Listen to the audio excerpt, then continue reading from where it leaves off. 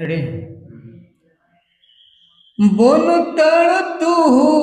ईमानदार बाबुआ बोल तड़ तू ईमानदार बाबुआ ही जमनवे भइल बाटे बेईमान बबुआ ई जमनवे भइल बाटे बेईमान बबुआ भाई भाई में बोलत नइखे माई बाप बेटा में ओ बहिल करिल सुधार बबुआ ई जमनवे भइल बाटे बेईमान बबुआ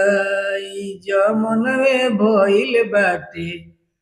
बेईमान बबुआ रे बोल तड़ तू ईमानदार बाबुआ बोल तड़ तू ईमानदार बाबुआ ही जमनवे भइल बाटे बेईमान बबुआ ई जमनवे भइल बाटे बेईमान बबुआ भाई भाई में बोलत नइखे माई बाप बेटा में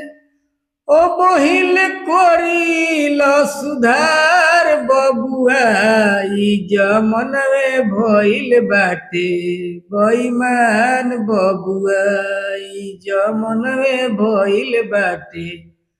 बेईमान बबुआ।